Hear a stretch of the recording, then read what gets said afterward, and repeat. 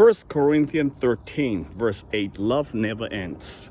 As for prophecies, they will pass away. As for tongues, they will cease. As for knowledge, it will pass away. For we know in part, and we prophesy in part. But when the perfect comes, the partial will pass away. When the perfect comes, the partial will pass away. In other words, prophecy will pass away and tongues will cease when the perfect comes. Now the question is, when does the perfect comes?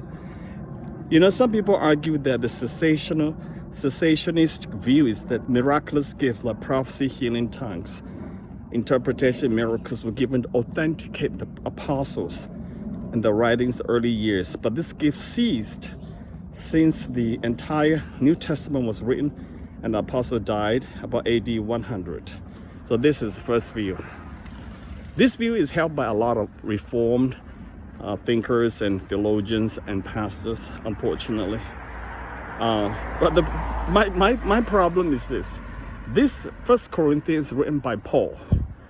When Paul wrote that, when the perfect comes, the partial will pass away. Will pass away.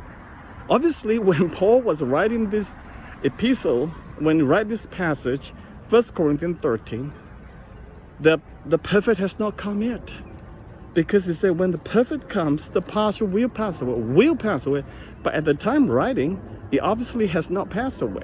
But yet the cessationist argument is the miraculous gift like healing and prophecy and tongues were given to authenticate the apostles.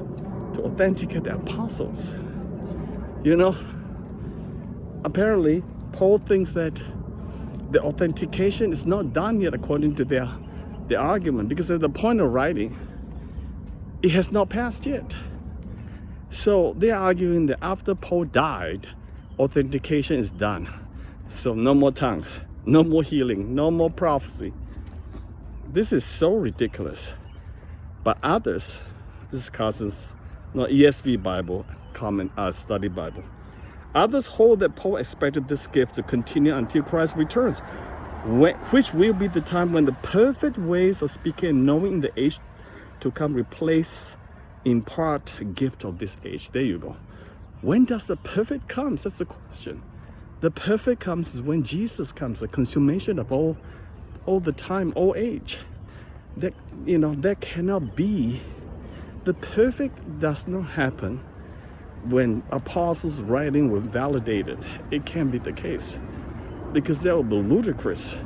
It would be just there is no way perfect at that time of writing the New Testament. There's no way the perfect has arrived. So to equate perfect as a writing of the New Testament about the canon, it's far from perfect. Because people were dying, churches suffering and struggling. It's far from perfect. Okay? Support for this second position is found in verse 12. Okay, let's read verse 12. There you go. Okay, verse 12. All right, verse 12, ESV. Verse 12. Okay, let's read that. Which indicates that the time of this gift will cease. It's the return of Christ's return. Okay, verse 12 says, for now we see in a mirror dimly, but then face to face. Now I know in part, then I shall know fully, even as I've been fully known. Verse 12, right there. It's right there. Either in the same context, 2 verses later, now I speak like a child. I am a child. That means the perfect has not come yet. I spoke like a child. But when I became a man, I gave out childish way. When does he become a man, metaphorically, in that sense? That happens when verse 11. Verse 12 says, for now we see in the mirror dimly, but then face to face. Now I know in part. Then I shall know fully, even as I have been fully known. We see face to face. With who? With Christ. When does that happen?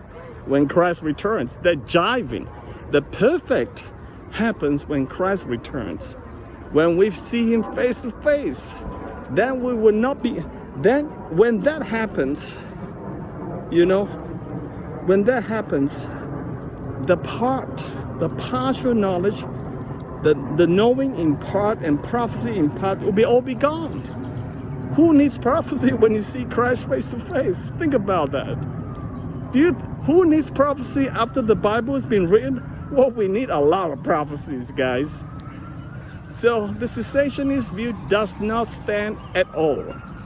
We need to continue to believe in the continuist view where Christ wants to mobilize his body to empower, to equip the body of the gift of the supernatural, to bring healing, to bring prophecy, to bring tongues, and everything God promised for the edification of the body.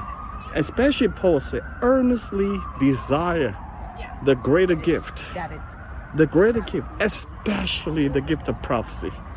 Especially. Did you hear that?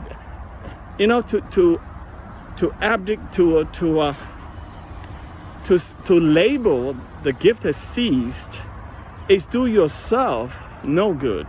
You just missing out, and your people missing out the revelation and empowerment, the miraculous gift of God.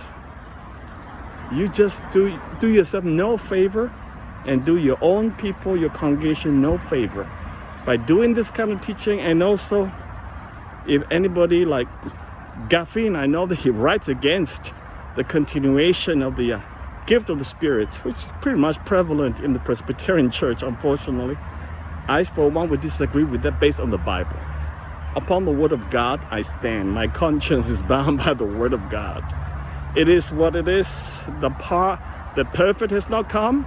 The perfect comes when we see Jesus face to face, bro. God bless.